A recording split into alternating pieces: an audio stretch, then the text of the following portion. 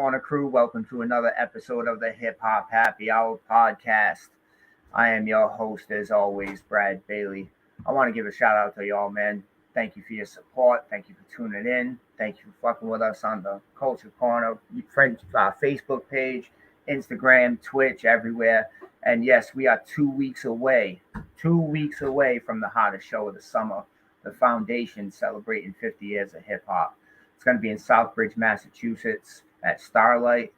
We have some of the hottest, dopest, freshest New England cats out there. A couple from Rhode Island, some from Massachusetts. You already know how we do it. But we're going to jump right into this one with a Baltimore native, MC Altered States. I apologize for being late, people. No good excuse. Honestly, bro. I'm so burned out and got so many things on my mind. I actually thought it was tomorrow. I seen a text and you said you're good. I'm like, what's going on? And I seen the link. I was like, oh, really thought it was my bad, man. It's all good, man. It's all good. You know how we do. We jump right into it, no doubt.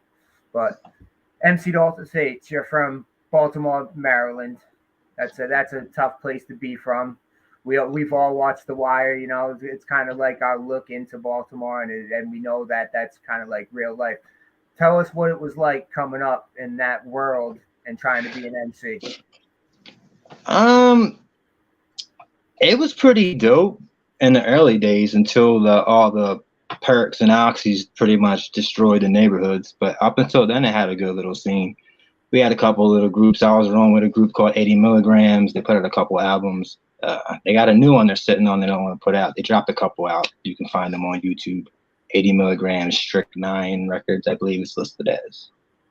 But we had a good scene. I mean, I had something to go off the 90s, and I kind of jumped back and forth between bands and back to hip hop, and eventually found my way back to hip hop when I seen there was an underground scene that was going, and then I was kind of not aware of, so I got myself up to par on what was going on and try to link up with who I could and get back in there. Right. So what were your earliest influences in music, seeing that you were jumping in between genres? Started out probably classic rock, Beatles, stuff like that. Growing up, punk was in my early life. A little bit of hip hop, Beastie Boys, you know, a couple songs here and there. It wasn't probably until like Wu-Tang and Cypress that I really started getting more into it. And I was already writing songs, and a couple people, why don't you write a rap? And my cousin was doing it. So I was like, at first it was kind of like, let's give it a try. And I realized that it was actually pretty fun. And bands, you have to rely on so many other people. Right. And hip hop, you can kind of just do, you wind up still having to rely on people, but you're a little bit more in control of the progression of what gets done. So it was appealing to me. Yeah, definitely. It's in hip hop, your name is on it, and in a band, if you got 5 dudes, there's 5 different personalities you're trying to juggle, and then there's 5 ways to split the money, and then that becomes issues. And we've seen it. We've all seen behind the music. Yeah. You know, and we've all seen how bands most of them destroy themselves from within, which is crazy. You know, that's how the difference is between hip hop and rock. Like hip hop has we destroy each other almost, you know what I mean? And bands destroy themselves. It's sad. I mean, you're gonna get more support a lot of the times out of your state than you'll get from your local state. It's just the way it is. Up until a point where you're just popping and everybody just wants to be on the bandwagon, then you just gotta ride the wave. But until then, it's usually more diehard people from other states that'll actually give you more attention. Right. Oh, definitely. For sure.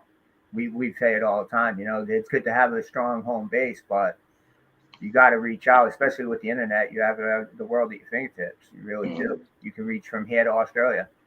It's funny with reach too. Like I go back and forth between like early Cypress and Soul Assassin shit. That's very they wouldn't show pictures of them. It was just mostly the art did the talking for it. Like even with metal bands back in the day, it's just bands in general. There was more like allure. You didn't know them personally like that. It was just the image of that. Right. I really dig that. And then I also go back and forth between like people don't really share the experience enough, especially in the underground scene. Everybody kind of keeps it to themselves.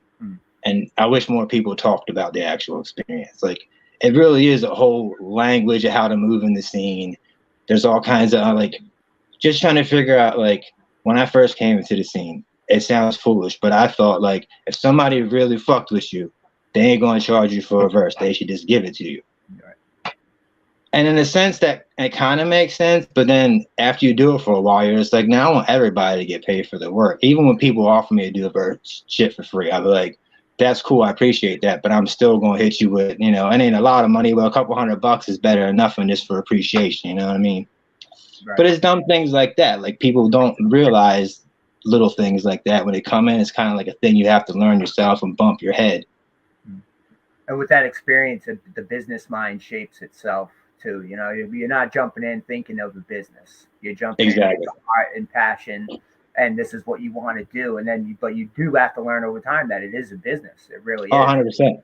Branding yourself, marketing. You have to do it the right way. Yeah, I just looked at my publishing shit. I fucked that all up. I went into the thing that I signed up for, but none of the songs are attached. And I'm like trying to attach it and it ain't working. I'm sure I'll figure it out, but it's just shit like that. If you put it off before you know, you got 2 or 3 albums out and your publishing's all fucked up. You know what I mean? Not that you're going to get rich off the publishing, but get your shit in order. You know what I mean? Yeah, you definitely have to. You have to keep your business in order, and people need to learn how to brand themselves. They really do, because some of these guys out there, they're just throwing. They'll jump in somebody's post and like try to hijack it, and that's not how to do it. You know, that's not how to try to put yourself out there. You look like an asshole, really. But social Yeah, I media, never did it. social I media, don't, the invention of social media. You were raised through it, like the rest of us.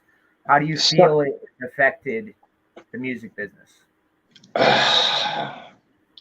it's hard to say. I mean, social media has done its damage for sure. I grew up when we just had AOL and I watched everything become a thing. Yeah.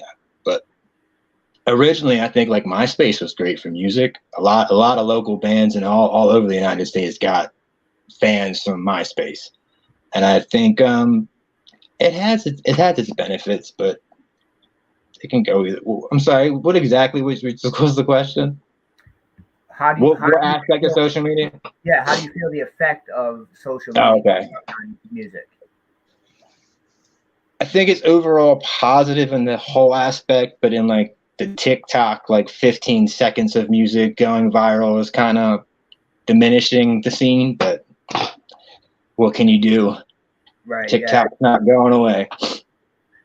TikTok is a weird world. It's a weird section of social media. It really is, because It's mostly just girls doing dishes and like random shit. Honestly, that's what I see. yeah, Just like girls doing their normal life. It's pretty much webcams. It's just web girls mostly on TikTok, and then like random videos of people hurting themselves or doing like manual labor with cool music behind it.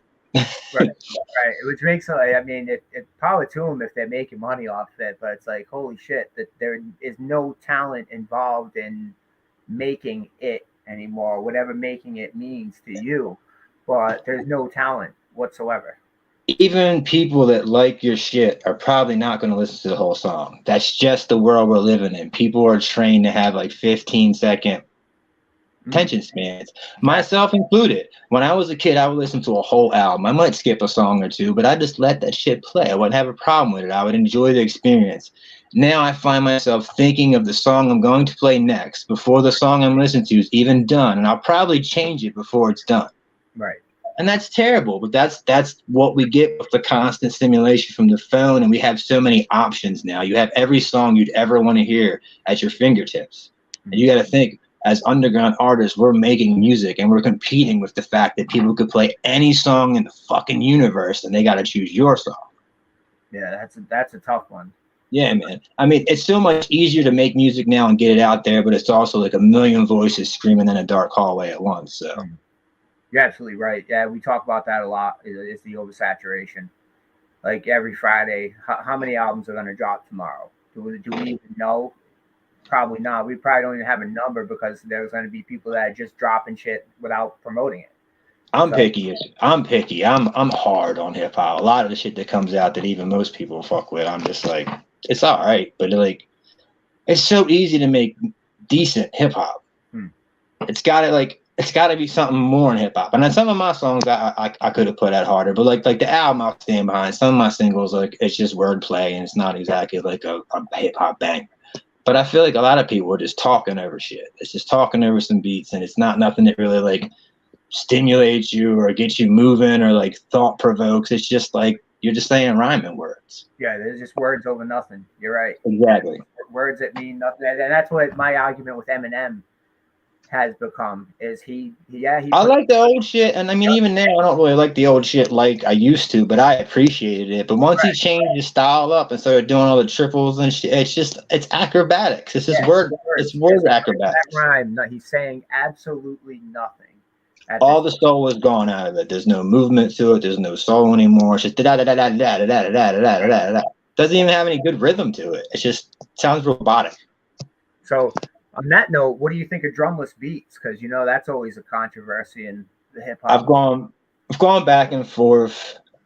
Like I'll do them once in a while, but like if I put out an album like 12 tracks, I wouldn't do more than like 2. I think they have their place. It's a good place to be real lyrical and just show what you can do without drums. But like the whole album's the drumless. It works for some cats, and some cats that's their signature. But just let it be their signature. Like everybody doesn't have to ride every damn wave. Like it's okay to do your own thing. You know what I mean? Right. Not everybody has to be Griselda. Yeah. That's the thing. That's what everybody's chasing right now. It was Rock Marcy, and then it was Griselda. Yep. And Rock Marcy, he is the perfecter of that style. He's the originator. He owns that shit. Like he can do that to death, and I'll never say shit to him because that's his shit. Right. But yeah, that's pretty big controversy nowadays. And I'm like you, I can take it or leave it sometimes, and it has to be a certain MC that can really carry it. It works really good as the intro. Like you want to start an album that way, I think that's a beautiful way to start the album. It's like a 2-minute drumless beat where you're just barring off, and then boom, have a dope beat drop right behind it. You have to make a statement with it. You know what I mean? Oh shit! Almost lost them. But influences growing up, like rock influences, hip hop influences, who really like molded your style? I mean, music-wise, I have to say the Beatles just kind of started it off. That's the first band I really dissected and really like got really into the catalog. Then, as growing up, obviously, like early metal stuff and the whole alternative wave with Nirvana and Stone Temple Pilots and Alice in Chains, all that good stuff.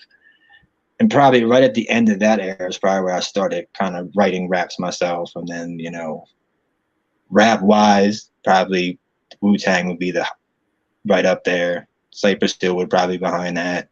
And like your Gangstars, your Primos, Gurus, stuff like that. Boot Camp Click was a big one too. Yeah, Wu seems to be over the overall consensus for everybody's favorite group because they really did change hip hop. They did. They left them up. Yeah, they brought New York back to be in the forefront.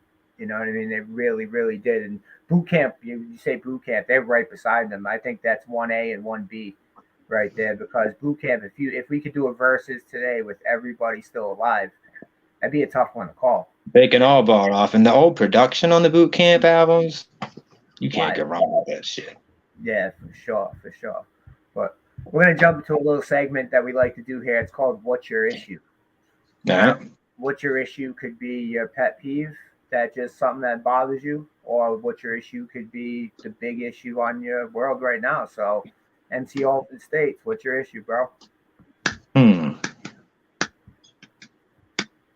My issue is getting my shit done as far as music-wise. I hit spurts. Like, I'll bang out 3 or 4 songs in a day or something, but sometimes I could put it off for a while. But meanwhile, if somebody hits me up and needs some shit, I'll get it done in fucking 24 hours. So it just goes to show you I'm capable, but I was putting shit off. But I got some things in the works that run when I dropped the single. I got some things working, so I'm working on it. Getting in the right headspace with it. But procrastination, I think I got ADHD and I never diagnosed that shit. And I'm just finally catching up to me and I realize I got to do shit to prioritize my life. So getting that worked out. I feel we all, like every human on this planet, has some form of ADHD, and it just shows in different ways for sure. Because I feel you when it comes to work and all that, I'm right on the ball, but everyday life, I'm procrastinating, man. Yeah. I feel that so much because procrastination's a hell of a thing too. Because if you just keep letting shit slide, you're just gonna get backed up. My shit, I think, is just empty in my head. I can hyper focus on shit I love. When I'm into the music, I'm fucking hyper focused. But if I got a bunch of shit rattling around my head and I can't actually be in the moment, it just shit ain't gonna get done, and I'll put it off. I can sit down and force it, and sometimes it'll come out good, but like I just don't feel right. I don't like forcing it. You know what I mean? I can bar off if I have to bar off, but if I don't feel inspired to do it, I don't know. Just feels kind of false. Yeah, I feel you, because then it's not coming. It's not really coming from you. It's coming from Exactly. a different place. Yeah. And a lot of the times when I'm putting shit off as far as writing, that's me going through stuff. And then when I write, like I kind of have an idea of what I'm writing at the time, but it usually doesn't really hit me until like it's already released and out, and I listen to it months later, and I'm like, oh man, like it kind of makes more sense to me now. So what's the Baltimore scene like right now? We don't hear much from the Baltimore scene. Like it doesn't make its way up here. We got quite a few going on. J. Royale just dropped his new album. It's the third one in the trilogy. Very dope album. A lot of big hitters on that one. Shout out to J. Royale. He's been on the show before. We've down. Yeah, he's doing his run right now for the album, I'm pretty sure. Dirt Platoon's still putting that work together and solo. Ill Conscious is running around. He's also running around with half of Dirt Platoon. They've been going on a lot of tours lately. There's a lot of good music in Baltimore. Guy Graham's.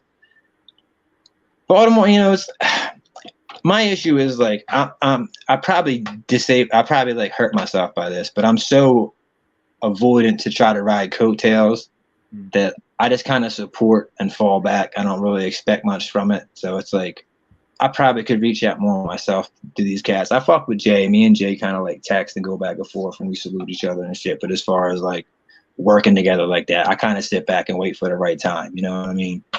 Right. Yeah, you want to do your thing. I get that. Exactly. A lot of people want to be surrounded by 100 people, and that's not always a good thing because 80 of those people might possibly be snakes. And the way this business is, shit. And it's a dumb way to go about it. If you support and you expect the support back, you're just going to get yourself hurt. It's better just to support for the sake of supporting and hope they do the right thing. And if they don't do the right thing, you just keep on moving because especially people that are just getting out there. I'm telling you right now, you're going to pay motherfuckers to do songs with you and they ain't going to promote it. And that's fine because people charge for promotion. Just know that. Don't get your feelings hurt. That's just the way this shit is. It's a business. And that's the kind of shit that'll break your soul. Or do you go to your homeboy show and you expect them to just do your thing. Support for the sake of supporting. Don't support for the sake of it coming back because that's on them. And if you expect people to act like you, you're going to get yourself hurt a whole lot. So just carry on the right way and do your thing. Definitely. That's my advice. So where can we find you? What social media? What everything? Let us know. I'm on Instagram at MC_altered_states and pretty much all the social medias, Facebook, all this good stuff, MC Altered States and all of it. Also check out, I got a show of Cut Supreme where we highlight producers. It's called Out of Phase. It's on B-Box Radio and MixLR on Mondays at 6 p.m. If you're a producer, get at me or Cut. We need like 12 to 14 beats and we'll get you showcased.